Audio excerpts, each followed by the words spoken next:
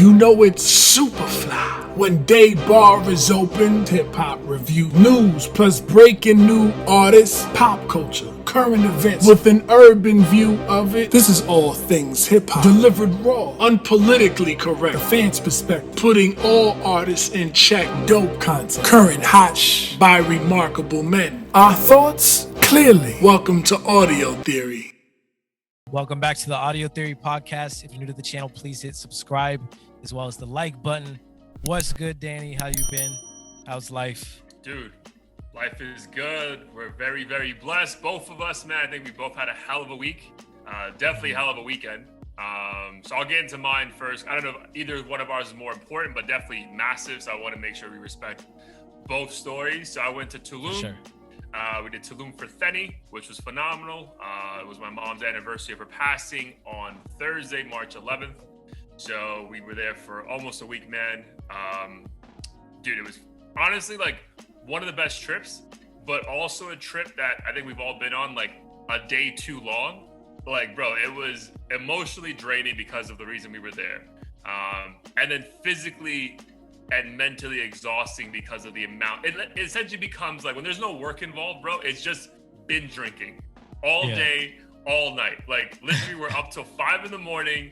We woke up at 11 a.m. We did a quick workout and then drank, went out, showered, came back, showered, went out again. It's like, bro, it was just too much, bro. Like even how many nights? My mom's, it was, so I want to say 5 nights, 6 days. Got it. Of this, bro, like just nonstop, bro. Like the last night, like I was trying to like not be miserable, but I think my family knows me enough now. It's like, yo, like he's gone hard. Like my introvertness ass, like just like I'm like, bro, like don't ask me for suggestions. Don't ask me where I want to go. Like let's just fucking go and wrap this shit up. Like I gotta go home. Like I even changed my flight back to be like 6 hours earlier because I'm like, yo, I just want to be home and relaxing, bro. But yeah, man. But the trip itself was phenomenal. Definitely highly recommend Tulum. We went to like a beach day, like a beach day party. Fucking vibes. Like, dude, only dimes out in Tulum. Like, and I already told my girlfriend this, so we're fine. But dude, like only fucking dimes out in Tulum, bro. Like, it makes like sense. Influencers, dude, I call them bottle suckers, like the girls like who are only there to like go from table to table, like drinking everyone's bottle, like keep it moving. Or like, dude, every girl there, I feel bad for my boy, like a cousin to me, but like he's a good looking dude, but like he really couldn't holler at anyone because every girl there was either like just a gold digger or was there with a dude who paid her out to be there. Like it'd be like a table or cabana, and it's like 3 guys, 12 girls. And it's like, you can't talk to these females because like, yo, they're on the clock. So like, right. You can't really be like associated with you.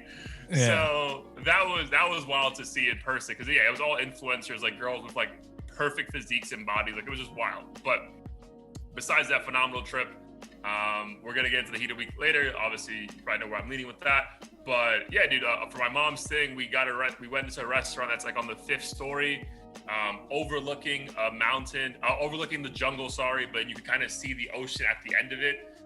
Bro, it's literally called we were sitting in a bird's nest kind of thing. And then we shared a story about my mom. We had music playing, and then we literally ended the dinner playing, your song "Be All Right." So that was an emotional fucking day, but phenomenal. So yeah, dude, phenomenal trip. Highly recommend Tulum to everyone. COVID is real though. Like that shit, there's no way that shit wasn't in the air. Like, there's no way, bro. Like there's just no way. Like, and it's not even the people who like live there and work there. It's like the tourists, bro. Like they're just so happy to be free that, bro, like every table, there's no social distancing. Like the only reason we even got a cabana at the day party was because like, yo, we want to be away from everyone because otherwise this shit is just crazy. But yeah, it's lit over there, bro. I feel like Miami and Tulum are like the only place to go right now if you just want to like let loose and not give a fuck about anything at all. So yeah, man, it's a great time. God bless the family for coming with me, and obviously thank you again for making that song happen, right on the anniversary. Yeah, absolutely, man. Glad you had fun. Obviously, rest in peace to your mother again. I feel honored that you guys played the song. And it was definitely tough for me and heartwarming at the same time for me to see you guys, listen to it and kind of have that family bonding moment. Yeah, dude, like everyone, dude, tears flowing. Like I knew it was coming for me, even though like I already like at that point saw the video like 4 or 5 times. But yeah, that's like honestly, like I shared it with you and like my girl, but I didn't share that video really with anyone. That's why I didn't put it on social. Like that was like a real intimate family moment. Whereas like I feel like I put that on the gram, like I don't want people to think anything like, oh, he's just doing this for likes, blah blah blah. Like that shit was just for the family to just know, like, yo, this was a dope moment that we had together, and we actually recorded it. For sure. And that was kind of part of the hesitation with me on like heavily promoting the track beyond just the release date. Was it's always concerning that someone may take it the wrong way, like because there's an element of like, hey, look at me sort of thing to it, because like I created it, but it's more so like me wanting to just have people hopefully relate to it or find a connection with it. So yeah, I definitely was like, I don't want to drag this out too long and have it be like about me as an artist or anything like that. So I'm glad that the people it was made for appreciated it a lot. Yeah, it was a perfect rollout. I know your boy really appreciated it too, right? Yeah, he's essentially echoed what you said. Like he shared it with his family. They, of course, shed tears, and I mean, he was just grateful that I made it. And I had some other friends tell me like they even had similar or have siblings or people they have in life that have dealt with stuff that my brother dealt with, such as drug addiction. And they're like, yeah, like the lyrics really hit home and stuff like that.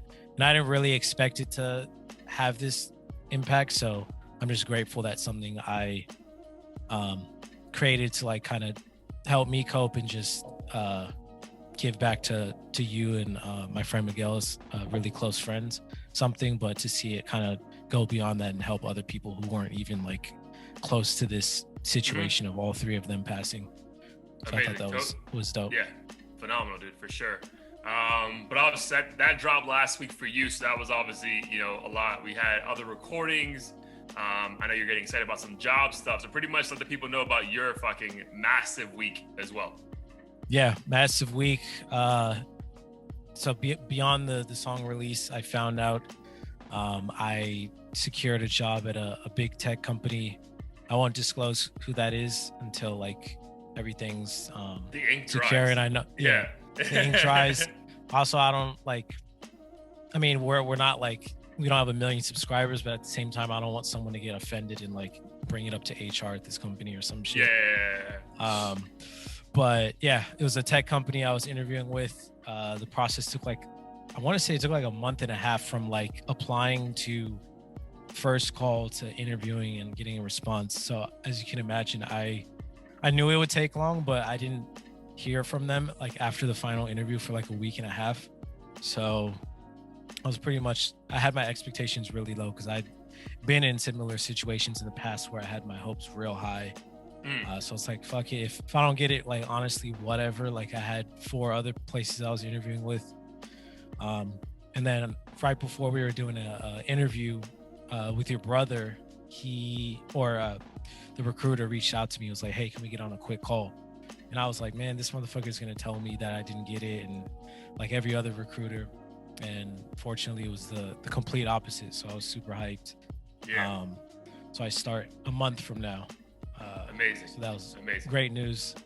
Particularly exciting because I'm moving to San Francisco in 2 weeks. So I wanted to have like a full-time job just heading out there. I mean, I do have work on the side, but of course it's not as much as a full-time role. So I was excited for that for sure.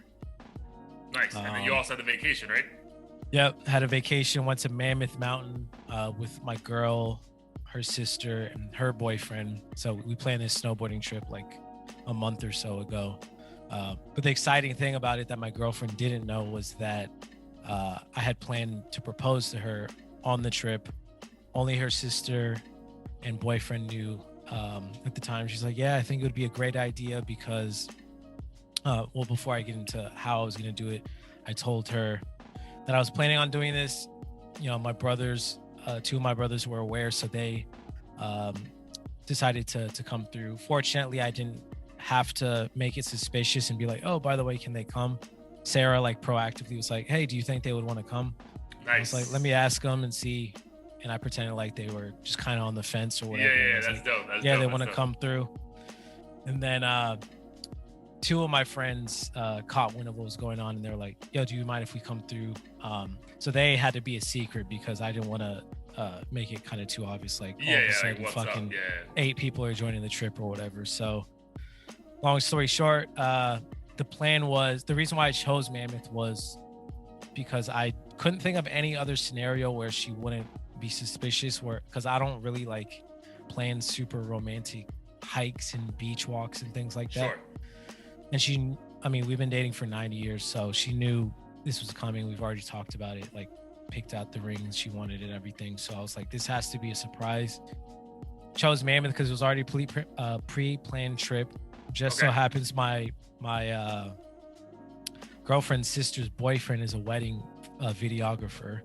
So, bro, I was about to say that, bro, because that video of you is clear as fuck, bro. That shit's like 8K. I'm like, yo, how the fuck? Like, yo, when I shared that shit with my girl, I was like, yo, like, who filmed this, dog? Like, this is not some normal. All right, cool. That makes sense, bro. Because I was like, yo, how? Like, how? All right, that was dope. Yeah, I lucked out. I would have been fine with the fucking iPhone, but he had like his legit camera with him. And it was cool because he was like, throughout the trip, he was filming us doing everything, so there was no suspicion. Right, so it wasn't awkward at that moment. Like he pulls out the fucking, right. So that was cool. But how it went down, or why I chose Mammoth, was one, it was already pre-planned, and two, when me and my girl, kind of around the time when we first met, she just so happened to be in LA with her friend.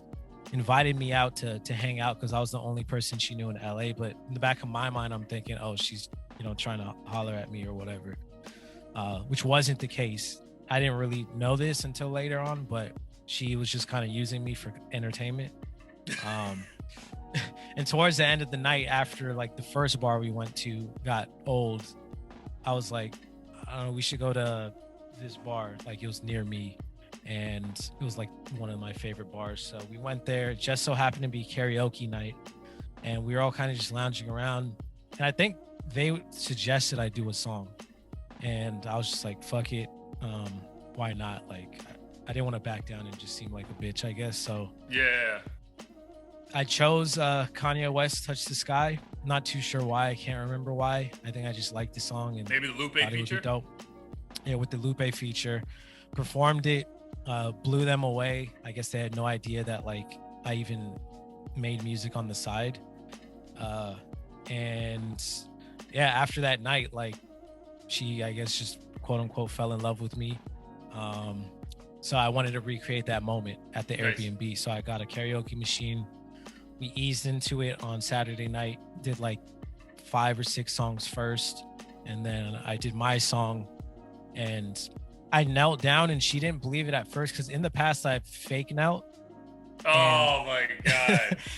And I even fake knelt after performing another song she likes, which is Wife You Up by Russ.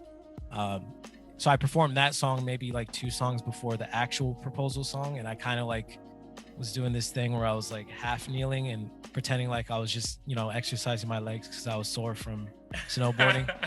So she like legit did not believe me even when I pulled out the ring. And then as you remember from the video, like she started crying. And it was dope because when I tried to find a karaoke version of Touch the Sky, Kanye West, it was like the super ghetto sounding beats that they make for the karaoke version. And I was like, fuck it, I'll just download the real instrumental, layer it onto the YouTube video that has the lyrics. And then as I was doing that, I was like, oh, I need to add some cues for the rest of the guests so they know when I'm about to kneel. So I layered in, I had Kanye's face pop up like 15 seconds before I was gonna kneel, and then like a little counter, and then right then and there a picture of us popped up that said, will you marry me? And that's But she didn't even see that shit though. She was just so like, oh yeah, she was just so, yeah, she was just in such shock. And then I had to point to the TV to be like, look, like it's real. And then it worked out. And yeah, it was a dope moment. I'm just glad nobody spilled the beans and she didn't find out. She almost did, because she was asking about it on the ski lift, like, are you gonna propose up here? And then she was patting my pants and shit. And she also unknowingly patted my pants when I had the ring in it, like maybe right when we were starting to do karaoke. She was like joking around, like, oh, do you have a ring for me? And like was patting my pants and almost hit the ring. And I was getting nervous because I'm like, oh shit, she knows, like, because she was like, I need to take 5 shots right now. And in my mind, I'm like, she must be nervous about the proposal, like how it's gonna go down. And I was like, fuck. But as you could see from the video, she had no idea. Yeah, like even if it's like 1%, like there's still the moment you guys captured was phenomenal. Like it was absolute like joy, shock, everything, bro. That's amazing. That's a fucking blessing, bro. So I'm glad they were able to capture that. And then, again, that video was fucking so dope, bro. I was just like, bro, what? Like, because it's weird, like the way it looks at you and then like goes, like, yo, that camera is fire. Like not like this bullshit camera I have right now. Like the camera is fucking fire. So yeah, that was amazing, dude. Yeah, shout out to Jason. He definitely didn't have to go to that extent, but I'm really happy he pulled through. Yeah. So how was the so how was her reaction though? Like you yourself, like I know you guys have spoken about this, you've been dating for almost a decade. Yeah. But like again, still asking someone to be your person for the rest of your life is a massive deal, right? So you actually doing it, like was it nerves? Was it like, let's get this shit over with? Like we already know we're here. Like how did you feel like that whole day? Honestly, I wasn't nervous at all. Like up until that moment, I was actually more excited to like see her reaction because I knew she would freak out. And a lot of it has to do with the fact that we've been dating for so long, 9 years. So this moment, I guess, with each year that passed was less and less nerve-wracking. And then I finally felt like, ready. And, the plan was relatively simple. There wasn't too much coordination that had for it to go smoothly. So like that made me feel better. But it was when we just started doing karaoke and I thought she might have known what was going to take place. That's when I visibly was like fucking being weird. And I was like drinking, even though I wanted to be like 100% sober. I was like, I can't do this shit. So I had a couple shots with everybody. And then I was getting nervous too, because my friends had driven down, a couple of them, and I didn't want them to, I wanted them to hang out as soon as possible. And I was trying to get this started at like 7 p.m. But then Sarah was, like it was taking forever for everyone to get in the mood. The funny thing is Sarah had this sweater on, a Christmas sweater, like, ugly Christmas sweater that she bought for work. And it's Cardi B and Megan, that like iconic WAP picture. And it says, there's some hoes in this house. And it's Cardi B and Megan with like Santa hats on and their tongues out. And it just says, there's some hoes in this house. And I was like, and I saw that like right when karaoke was about to start. And I was like trying to figure out how to get her to change her damn sweater. Cause I'm like, I can't have this shit in full view on the camera and share this with everyone and have that. Yeah. Cause she would be mad about that too. And also, I mean, I knew it would be funny, but I was like, this, like, not for this moment. Like, we can laugh about it. So how did you get her to change and not like low key, like offend her? I was like, man, you wore this 2 days in a row. Like, can you just put on something a little more presentable kind of thing? Unfortunately, she like listened, because I think someone else brought it up. Like, didn't you wear that sweater yesterday? So then she just changed into something far more normal. So that worked out. But then I was desperately trying to get us to propose so that my friends who had driven all this way could come hang out. But so they were like low key just like waiting outside? Yeah, and I kept texting them or messaging them on Instagram like, yo, I'm about to do it in 2 minutes. And then like someone would go to the bathroom to take a dump and I'm like, fuck, I gotta wait. Like I'm doing a couple more songs, like, give it some time. And before you know it, like an hour and a half passed. And then it's like 9 o'clock and then finally they can come through. So that was another like annoyance, because I felt bad. I was like, fuck, they came all this way and like, they're gonna only have a few hours to kick it. But yeah. it I all mean, went again, well. but that's like the thing you like. I think my girl was like planning her birthday party like in a couple weeks, and it's like at the end of the day, like this is about you and Sarah. So like everyone who's there is just lucky to be there. So it's like, and again, I know we're all like very like we're loving people, so you want to care for those around you, but at some point you just have to be selfish about my friend, like you want to be here, wait the fuck outside, don't ruin this, and like just so it is what it is. Yeah. I told him, I was like, the mood has to be right, because when we started, like nobody was really, feeling it. We weren't. You could just feel it in the air. It wasn't like fun yet. So yeah, and I feel like with karaoke, like you have to be drunk, like so it has to be believable. Like yeah, you can't just be like one song in and she'll be like. I mean, we would have got a dope reaction, but it wouldn't be like after, like you said, 6-7 songs, her 5 shots deep. Like that's a different level that you were able to, get. For sure. Yeah.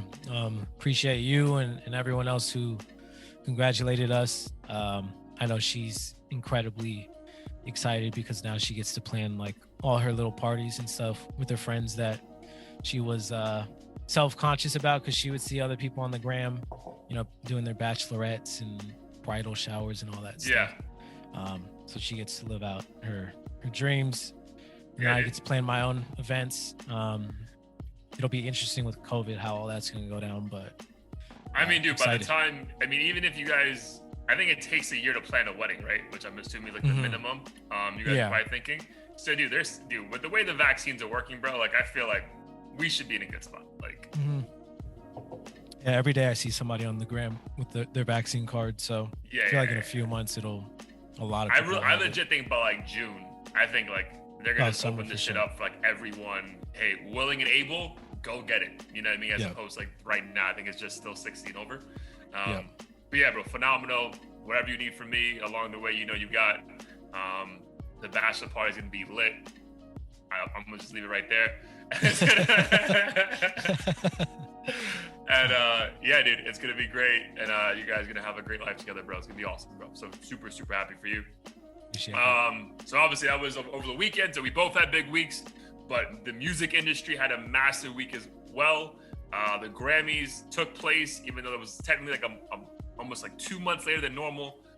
The Grammys were on Sunday. I think going into a lot of backlash, everyone saying, the weekend got screwed over, blah, blah, blah. But I feel like everyone was singing a different tune, no pun intended, like after this shit was done. So before we get into the winners, did you get a chance to like watch any of the highlights or reviews? Like, what were your thoughts on the Grammy itself? I watched part of it. So as soon as I came back from Mammoth, I put it on. Okay. And I really only saw like, like the baby performances. I saw Megan, win her award and everything. And a couple other awards that were given out. But as far as like performances and stuff, I didn't really see much of it. Mostly just heard about the winners. What about you? Yeah, so I was still in Tulum when this took place, but I did last night. I made sure to watch like almost like an hour and a half of performances. Dude, the little baby one was fire. Just because like it was like like they did the bigger picture performance. So like it had a lot of like Black Lives Matter stuff, cops, actors, all that stuff, and it was like a proper performance in LA. But his mic wasn't really that good though. So I feel like that performance could have been like a 10. It was like a 9. But like there was moments I'm like, yo, is this my fucking TV or like what's going on? So it was his mic that wasn't really going that clear, or maybe his mouth was just too close to the mic, something like that. That was good.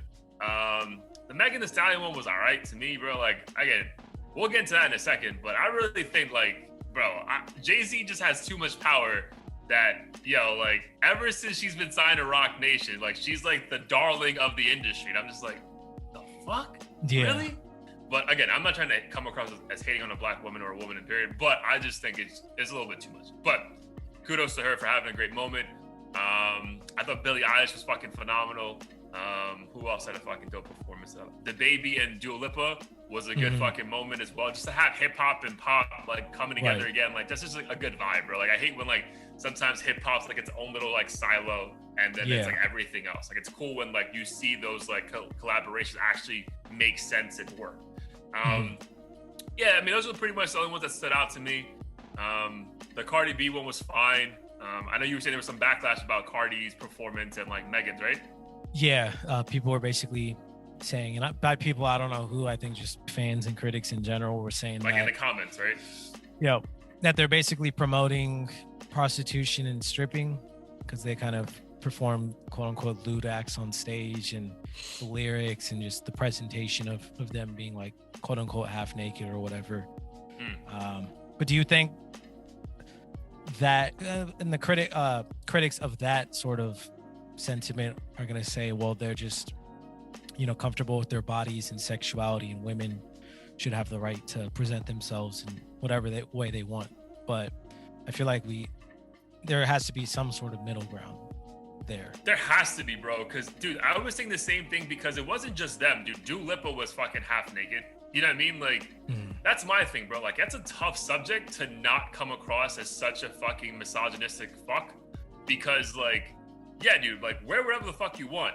But, like, I feel like we're also allowed to comment and say whatever the fuck we want as well. Like, you know what I mean? Like, it's tough, bro. Because, like, I'm not trying to be a pervert, but, like, if you're fucking half naked or more than half naked, and I can't say, yo, you look sexy as fuck. I'm meant to just like, oh, you look normal. How am I meant to fucking interpret this, bro? Like, that's like, I was legit thinking that the whole time I was watching their performances, bro. I'm like, because I know, like, dude, there's so much going on about, like, yo, like, let women. It was women's, it's Women's Month in March. I get that.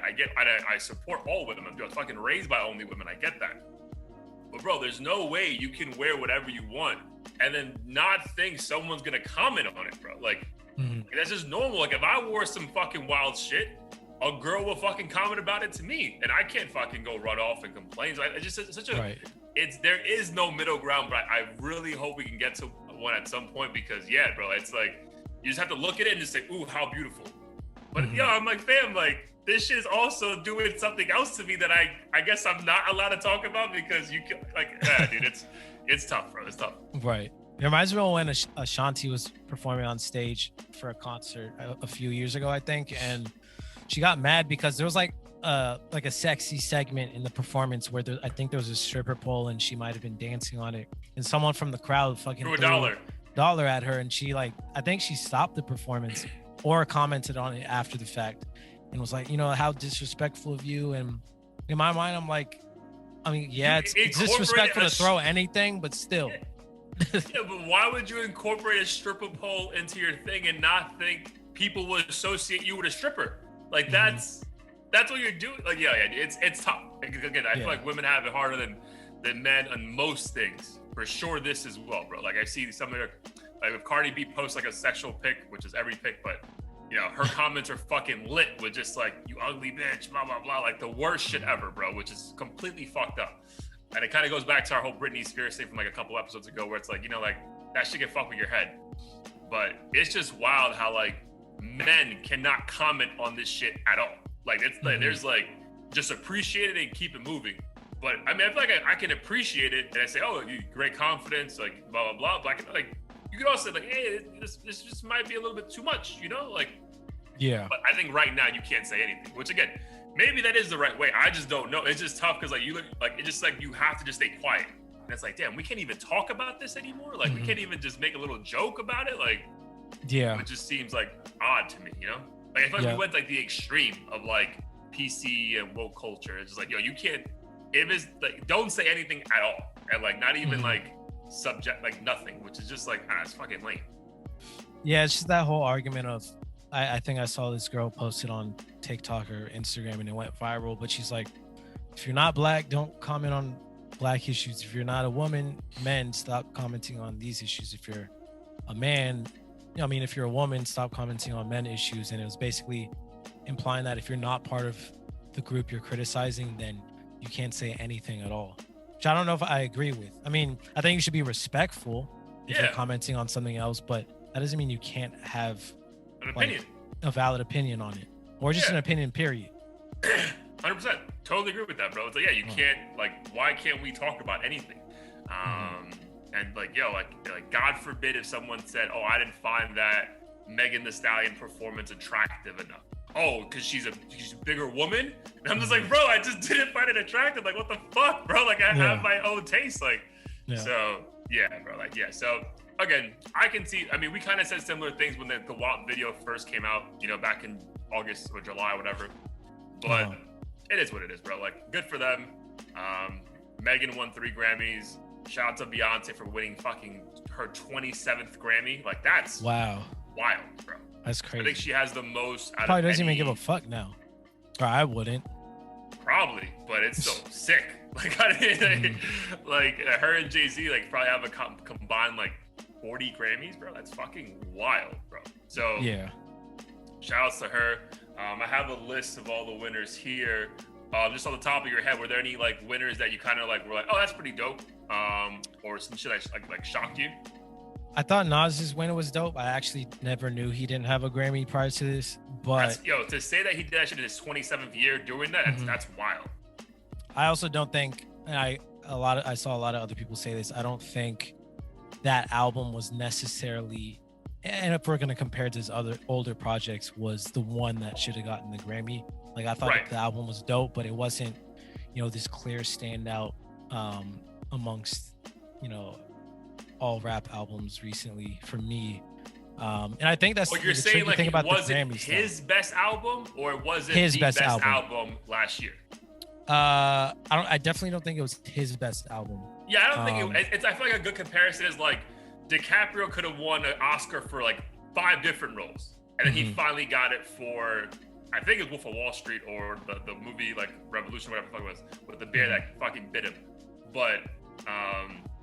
But I just think, like the timing was just right for Nas. Like, it was like the most solid piece of work, that and Freddie Gibbs last year, that had like the best production, the best lyrics, blah blah blah. So I can see why. But yeah, as far as his, I don't think it's even like, maybe it sneaks into his top 3 albums, but it might even be outside of his top 3 albums. Yeah. And what I'm beginning to realize is it's this whole Grammy thing is not a fair measurement, because it really depends like who you're up against for any given year. And I don't think last year was a very strong year in terms of music. Yeah, because it was just weird with the pandemic. It's like, let's make a dance album. Like, who the fuck is dancing? Like, right. Why are you dancing? But in terms of like who Nas was up against, during like Illmatic or whatever else, right? Like, there was so much classic shit going on. Like, is basically he was just average, or not average, but he wasn't a standout. Yeah, this guy's the GOAT. He wasn't like that during those times, or anybody. Yeah, because really, honestly, the only true competitiveness that was in this rap album category, I think, was Freddie Gibbs, because Black Habits by this D-Smoke, I mean, I don't know, like, it didn't change. I wasn't fucking checking for it at all, to be perfectly honest. A Written Testimony by Jay Electronica, bro, that was really a fucking Jay-Z album featuring Jay Electronica. So it's like, bro, we're not gonna give you that. Like, that's not happening. And then The Allegory by Royce the 5'9". Like, nowhere in your fucking life is Royce the 5'9" gonna win best rap album. You know what I mean? So like, it had to be Nas, bro. Like, it just like it just had to be. So yeah, I respect it. I guess a couple other standouts were, I mean, it was cool for Megan again to keep winning. Anderson .Paak won for Lockdown, best melodic rap performance. I mean, best rap performance went to Megan and Beyonce, though. That's just crazy to me. Like, I feel like Deep Reverence was a fucking moment in hip hop. Oh yeah. What's Poppin', Dior, The Bigger Picture, like, that shit's just like, really? Like, I don't know, man. Again, so we can get into it now, but I really think, like, yo, this whole this it's just wild to me how, like, Megan is, like, being groomed like the best that never happened to hip hop, bro. And it's like, it's not that, bro. Like, it's not that at all. And like, this is not misogynistic. Like, I understand whatever happened to her, we don't even know what happened to her, really, was terrible. But bro, first of all, she's not a new artist. She came out 3 fucking years ago. So like, how she won best new artist? Yeah. I'm like, how, bro? Like, how did that happen? And then, dude, her songs were great moments in hip hop, but the Savage remix was the best rap song, bro. Like that's No. like maybe it was the best rap TikTok song to fucking perform, but like that wasn't the best rap song, man. No. And then I think it's for just her popularity contest at this point. it is, but bro, for her to have like again, good for her to have that moment on the Grammy stage, but like I don't know, man. But I feel low key like in all this, like, dude, she really is becoming the darling of the industry, of pop culture right now, bro. She has a full ad campaign for Calvin Klein, multiple billboards all over major cities in America, fucking won Best New Artist at the Grammys, 3 Grammy awards. Like, bro, like, fam, like, I think this might be the end for Tory, because, like, it's gonna be tough, bro. Like I low-key think he needs that case to happen tomorrow, so the truth can come out and, like, let him go and be free, because fam, if this keeps delaying and like she just keeps getting bigger and bigger, bro, it could come out that she was lying. I think at some point people aren't gonna care, like, because she's just getting so fucking big, bro. Like, dude, it's insane. Like, it's insane. Yes, it's terrifying how this world works when it comes to money and power. But I don't know. I was just looking at Tory Lanez, one of his new videos earlier, and he had fucking like 50,000 likes and like 1,000 dislikes. So like outside of the whole legal stuff, I feel like there's definitely maybe it's kind of like how Trump supporters are, you know, this hidden he has a fan base or that's whatever out there supporting him for sure. I agree. Yeah, but I feel like getting to what he was or almost aspiring to be, like, dude, that shit may have sailed, bro. Because think about it, when he had the whole quarantine radio, which, you know, made the whole IG Live thing a thing, right? Like, I feel like there's no versus hip hop without fucking Tory Lanez doing quarantine radio first and giving them that idea. And then, bro, he was the first artist during lockdown to perform like a digital concert for YouTube. Like, YouTube was like, all right, Tory Lanez, here's a fucking bag, put on a concert. Like, bro, that is insane. That's a fucking massive company. And then for him to go to now, like, not even popping up on any platform on their homepage when he drops a fucking album. Like, bro, this shit is crazy, dog. It's like, it's just wild how your life could change, like, so quickly. right. But I don't know. I feel like if once the verdict comes out, if he is innocent or they just like lack of evidence or whatever, I feel like at that point there will be certain brands who will say, fuck it, he wasn't found guilty. Like, yeah, I hope so. I really got him. And I still hope she can keep doing whatever the fuck, you know, what does she do? Like people can fucking glow up, you know, individually and not like each other. That's perfectly fine. So, but yeah, I was just like, when I was going through all the winners and I'm like, damn, she had a fucking night.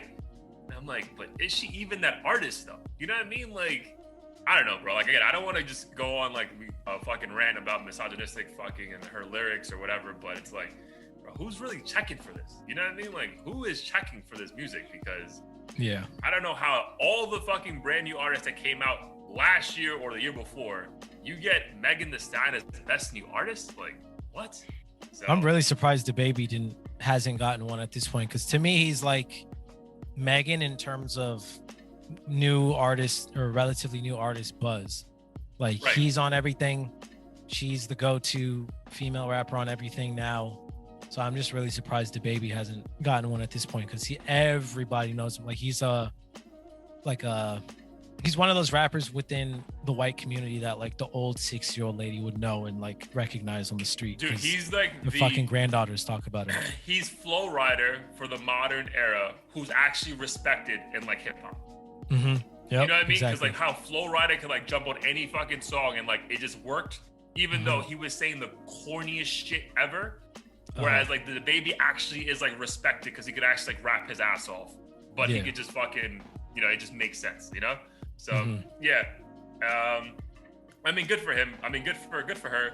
Good for all the winners. And I feel like the biggest takeaway for me, bro, over the overall Grammys is that the whole idea of like the Grammys trying to blackball people and like they don't really know music, I feel like I kind of went to bed, bro. Like, I think we got to give him a shout out for even putting on this fucking show, because visually this shit looked cool. You know what I mean? Like, it was dope. I guess because of like COVID protocols, like they had an artist who was performing, like still like watching the other artist who was about to perform or something like that. Like, Like that was visually like a very dope thing to see.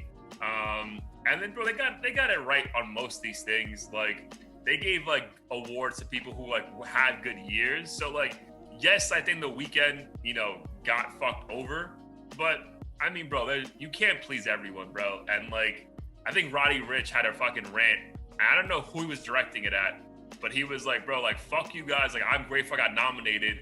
And then you come out here and just shit on the Grammys. Like, I shouldn't be proud of my nomination anymore. And that's the thing, bro. Like, I feel like people forget, like, yo, like, to get nominated is a fucking honor. You know what I mean? So that's why, like, it's just funny how that literally, like, the Grammys happened and everyone's like, yo, phenomenal. Lil Baby killed it. Great job. Salute to the Grammys for, you know, blah, blah, blah. And it's like, yo, fuck The Weeknd. Like, that should never happen. Like, it's not. Yeah. I mean, I think at the end of the day, people could try to say the Grammys are rigged or it's bullshit. We shouldn't care about it. But it's the history with that award show is so deep. Like, at the end of the day, you're just going to come across salty if you didn't get... Everybody who's talking shit about it would fucking have the biggest hard on the planet if they got a fucking Grammy. So like, right. And their price would go up too. So you're lying if you're saying you don't care. I know at the end of the day, like it should be about the art, which is true, but that is what every artist at the end of the day wants, whether they admit it or not. Yeah, dude, it'd be one thing if it was Beyonce, where for 27 saying, yo, fuck the Grammys. You know what I mean? Mm-hmm. When it's someone who's like salty, they have like maybe one or none. Yeah. And it's like, bro, really, like, this is what we're doing now. Like, you're just mad because you think you deserve this. Where like, it's a fucking opinion-based business, bro. Like, right. I think it was cool. I think when they posted like maybe a couple days before on Complex, or like when Drake won the Grammy the year that like Travis thought he was gonna win, and Drake I think won for God's Plan. And his speech is like, bro, if people already know your songs all over the world, come to your concerts, you know, listen to your music when it drops, like, bro, you already won. Like, just chill, you know? So, I know. But again, I say salute the Grammys. Again, I think a couple of these don't make sense to me, but again, bro, like, it's a bunch of people in a room just fucking going off, like, the pulse of the country at the time and just trying to make the best decisions. So, like, it is what it is, bro. Like, I think the performances are great, especially when we're like dying to have fucking festival and concerts. Like, it was cool to at least see it on TV and like, all right, man, like it may be coming back soon. So yeah, for sure. All right, so so shout out to all the big winners on Sunday, but I feel like the biggest winner when Monday morning was the king, the GOAT, the light-skinned god, Drake himself. He didn't go number one. Well, he didn't only go number one on the top 100. He was number 1, 2, and 3 on a fucking EP that only had 3 songs. So imagine that shit was like 10 tracks. So, bro, that shit never been done. I think when we think like this motherfucker can't even top himself, he just does this shit. So your thoughts on just the accomplishment itself? I mean, I think it's amazing. Salute to him. Again, I think sometimes these milestones need a little context. Like I do think, and I could be wrong, I think part of it has to do with the fact that we've just been dying for some Drake music, especially when things are so dry. But it's not like it's easy to accomplish what any of the shit he's accomplished. So shout out to him. The songs were great.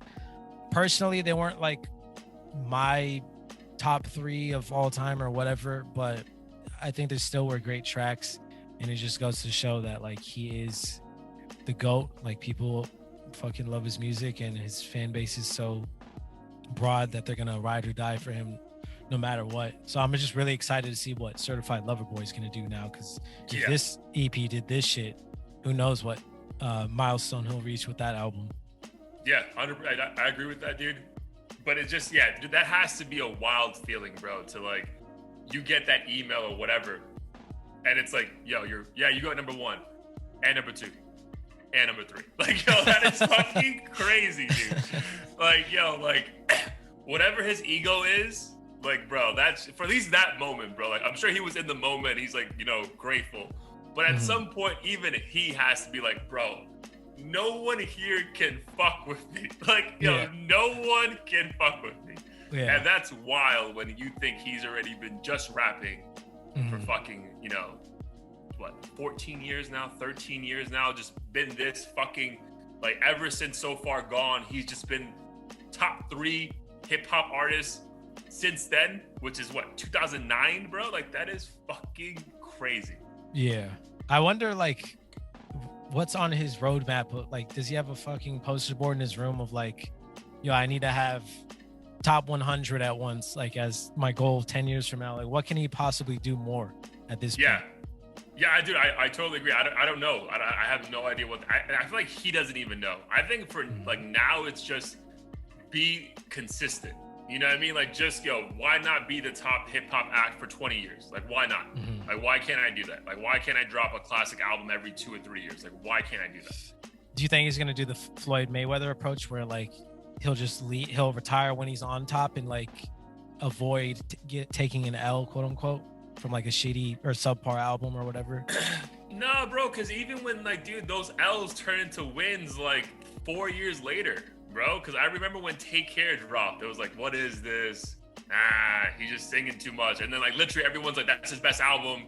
Like, those lyrics hit so hard now. So like, bro, like, honestly, like, and I feel like he's such a good salesman too. Like, he'll convince us to like it later. You know what I mean? Like, so like, I don't see him, bro. Honestly, I don't see him retiring ever, bro.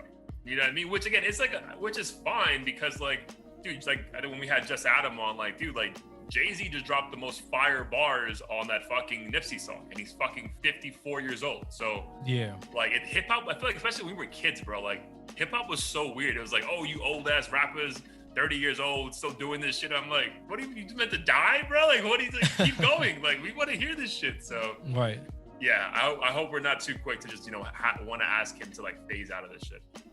Yeah, and on that note, I just thought of Kendrick for some reason, because when I was reading an article, I didn't realize how many fucking Grammys Kendrick had won.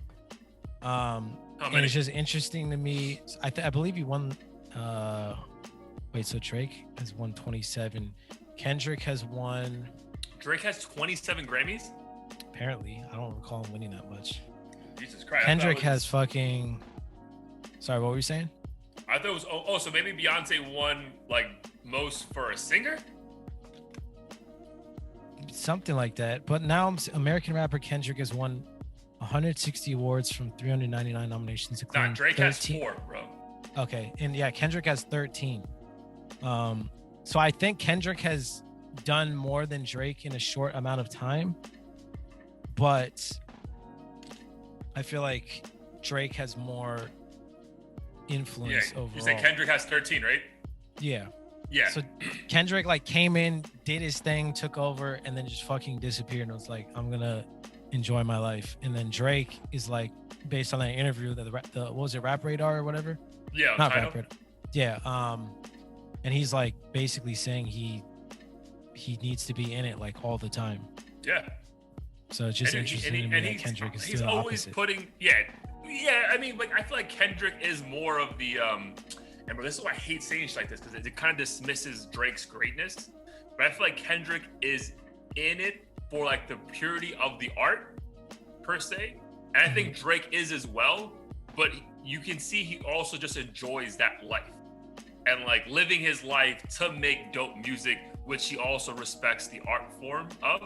Whereas I think Kendrick is like a purist at its, and he's like, yo, I don't need everything else, bro. Like, let me just fucking come in, make some dope shit. I'm gonna put everybody on my team on. They're gonna make dope shit, and I'm just gonna be in the background. And whenever I'm ready, I'll drop a fucking Jack Harlow video on YouTube or some shit. It's just like, blow your mind. Like, I don't know, like, he just doesn't care anymore. Which again, respect to him, bro. Like, that has to be a phenomenal situation when you just like don't need this shit. You know what I mean? Whatever this shit is for your specific life, like, your job or your ex or whatever. Like, I don't need this shit. Like, I'll do it because I want to, and I'm fucking phenomenal, but I don't need this shit. So like, I'm good. Yeah, agreed. Yeah, they're just two different artists, and personality-wise, probably very two different people. I think Kendrick's definitely, he has to be an introvert. Like, there's no way he's an extrovert and fucking just off the map like that.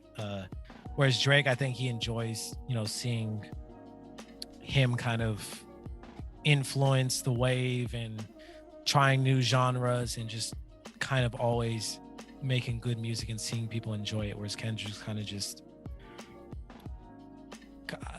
maybe making music for himself, really, but he knows it helps other people. And then he's like, I'm not inspired, so I'm not going to do anything for the next 2 years or whatever. Which is phenomenal, bro, because even like, I think I brought it up in the Just Adam interview, but there was definitely a couple of Jay-Z albums where you're like, man, you're just putting out an album every year to put out an album every year. You know what I mean? Like, I'd much rather wait for you to have your best shit than you just constantly pump out music. And I'm just like, man, this is whatever, bro. Yeah, for real. For sure. So I mean, obviously those are two artists who have big egos. We kind of brought it up last week when we watched the Big Sean and John Shetty interview. So I mean, anything you want to touch upon again on that? Like, I know we spoke about ego. So I know it hit home for you. It definitely hit. It was good for me to listen to that on that Monday of the week of my mom's like anniversary, because it really just helped me put things in perspective. So give people an idea of like what the interview's about, and obviously how it hit home for you. Yeah, I mean the interview was really about Big Sean's come up and him just battling with mental health and his own ego and his journey into music. I mean, there were a lot of situations where he felt hopeless, I guess you could say. So he I forget exactly how he infiltrated this radio station, but he knew Kanye was going to be there and like finessed his way into some back room so he could ultimately run into Kanye. And he was his favorite artist, so he performed for him. And I think Kanye obviously was very receptive to what he heard, and they exchanged contact information. I think even like alluded to like him maybe getting a deal or something, but I think it took like a year or something. Like, it wasn't immediate. Yeah. And he had turned down his college. I think it was a scholarship he had gotten, or just an offer to go to college. And I think he was meant to go to Michigan State. And I think his friends had already started the first semester, and his family's kind of like, the fuck you doing? Or his friends, his friends and family were like, yo, what are you doing? Like, you're supposed to get this deal, but like nothing's really happening. And obviously that fucked with him mentally, because he's like, damn, like, am I really doing the right thing? And obviously looking back today, looking at where he is now, he's very fortunate he took that risk. So I think for me, that just kind of encouraged me to stay positive, even in moments where you feel like you should be doing what everyone else is doing. Kind of like what I dealt with the past few months, where I was kind of freelancing, wasn't really sure what I wanted to do. And obviously like all my friends, for the most part had full-time jobs or making good money. And I'm like over here writing random songs and doing the podcast and freelancing like here and there, and just trying to see, what's in store for me next.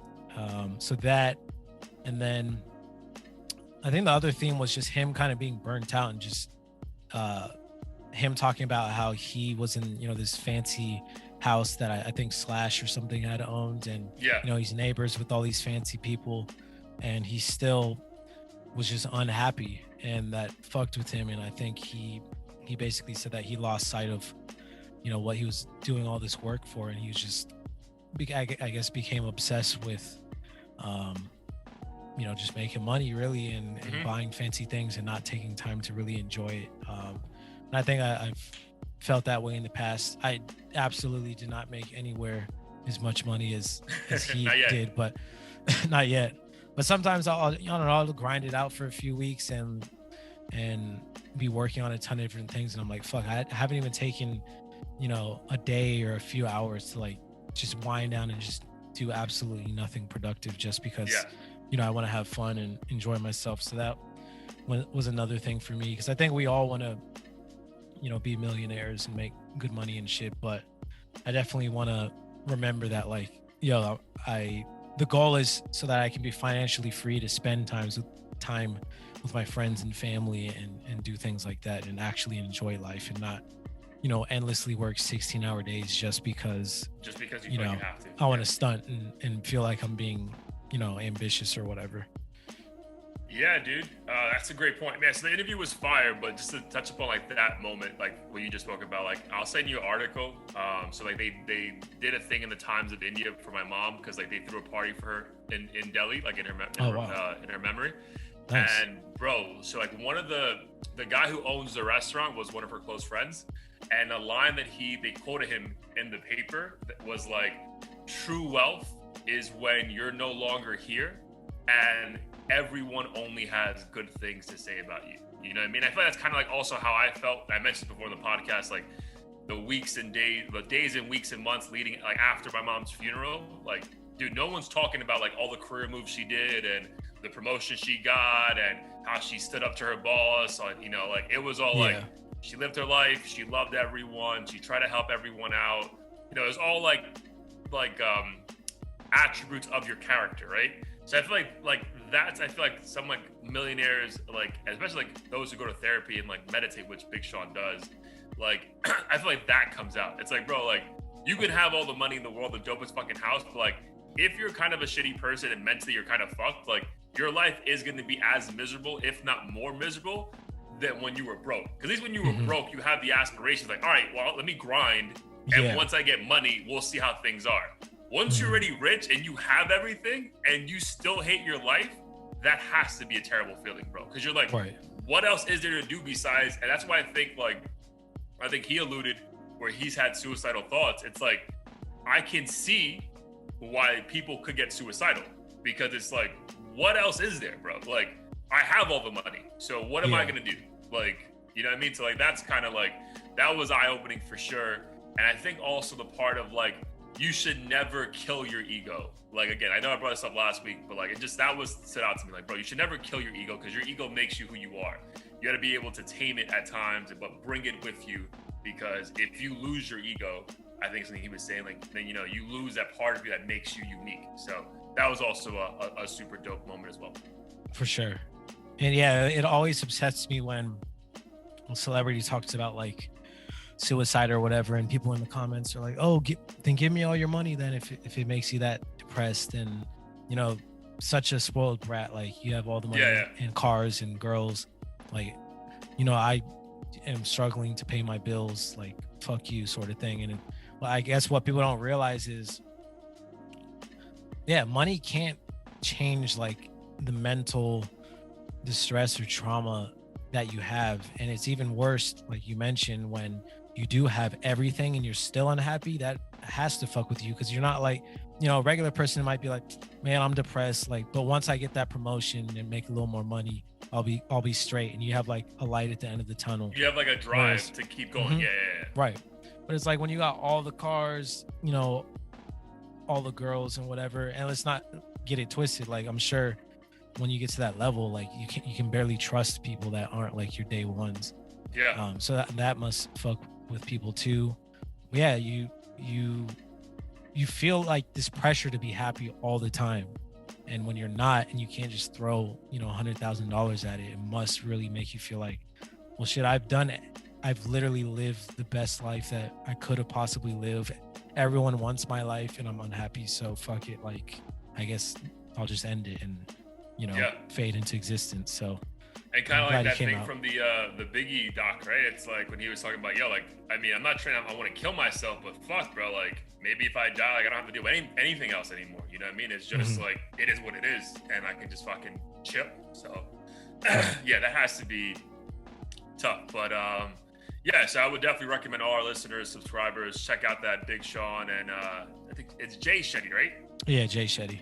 Yeah, so I think he's a monk. He shines some light on his own methods as well, but it's mainly just Big Sean explaining like his come up, but mainly how like he's been able to, I guess, stay sane when there was moments that he really wanted to go crazy and just like give up on life. So that was dope. Yep. All right, fans, we got to a lot of stuff, important stuff. Anything else you want to bring up before we jump into some Heat of the Week? Let's dive in. All right, my dude. So Heat of the Week, episode 65. My Heat of the Week is a no-brainer. Mr. Blair Randall, Be All Right. Only song I listened to that was new last week. Only song that's been playing on my Apple playlist. It's already been added to the Audio Theory playlist on Apple Music as well. Phenomenal song, my dude. Again, shout out to your brother. May he rest in peace. Obviously, my mom, Benny, love her to death.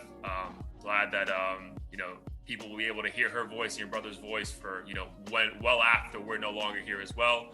And obviously, shout out to your boy's dad who passed away as well a couple years ago. So phenomenal song, bro. I think my brother listened to it. He was even in tears with his girl. And I would just say again, bro, like it's wild how you're in the big, because I know you've been doing this for 10 years on and off, but you're at the beginning of like your rebirth in music, and you can say that you had a song that moved, people to tears, right? So I feel like I have a saying, like, if you wake up and smile, laugh, and cry in one day, that's a hell of a day.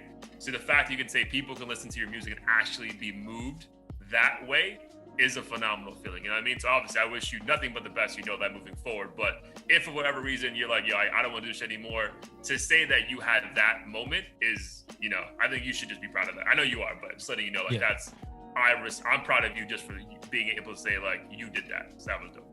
Yeah, no, I really appreciate that, bro. And that's really like why I wanted to get back into it in the first place was, of course I couldn't have anticipated doing a song like this, but it was really just me loving music first and foremost. And then I think as I've grown older, it's been more about putting a message out there that is close to me and the people around me. When I first started out rapping in college, it was more so just like an experiment, really. Hobby. It was just, typical party type shit or remixes of popular songs. Just kind of, getting my hands dirty with it. And then over time, I was like, I really feel like spiritually in tune with myself when I do it now. So I think that's a dope thing, and I'm glad other people can experience it and feel a similar way about it. So just super thankful that you guys feel that way about it. For sure, dude. Definitely came through, man. So great job, and definitely my heat of the week for this episode for sure. So yeah, for my heat of the week, I had a tough time finding new music, but there is this dude I discovered a while back. His name's, I believe, pronounced Soli Had. Okay. And there's a song I like that he did with, let me figure out her name. I believe she's Dominican, actually. Melly. I don't know. So she's, I guess, technically a rapper, but she kind of sings too. But as I was looking at the rest of his catalog, he has this song called Leap. That's super dope. He's more of like on the pop side, so similar to like a Post Malone, even though he doesn't sound like Post Malone. Okay. He kind of does that like singing sort of rapping like type hip-hop singing almost. Yeah. So he's a super dope artist. He happens to be white as well. Just got a good bop to it. And what's the song's name? Leap. Okay. Yeah, it's a feel good track. Just really like it. It's different from a lot of the other stuff I listen to. Like if I listen to like your standard rap music for too long, then I find myself trying to find something else to kind of latch onto. Yeah. I've been listening to other stuff recently, and his track was super dope. So I recommend that if you guys haven't heard it. His name is Soli Had, and the track is called Leap. Nice. Definitely be on both playlists by the end of the week for sure. Mm-hmm. All right, my dude. Another episode in the books. Big week for both families. Again, super happy for you and Sarah. That's going to be a phenomenal thing moving forward, and cannot wait to just see how everything else plays out. Appreciate it. My dude, let's let the people know where they can find us and what we got going on. Yes, sir. Find us at audio-theory.com. We're on all major platforms, including YouTube if you want to see our faces. We also have Spotify and Apple music playlists. So we add these Heat of the Week selections every week. So definitely tune in and share with your friends as well. And check back every week for these new episodes. And if you're an up and coming artist or just creative of some sort and you think, you have an interesting story you want to tell, reach out to us, send us your work, and, we can talk about having a interview with you and, promoting what you do. 100%. Yes. Interview's doing well. More to come for sure. We'll try. Obviously It's also dependent if people want to hop on, right? But I think we're Yeah. going to try to at least do one a month, if not two. So we had the Just Adam, the Leoden. I know we have one more interview for next week, right? We'll keep that one a little bit secret for now, but we're working on that. So again, the momentum's there, and I just hope you guys keep rocking with us. Tell your friend and tell your friend. We back next week. Peace. Peace. Love you, bro.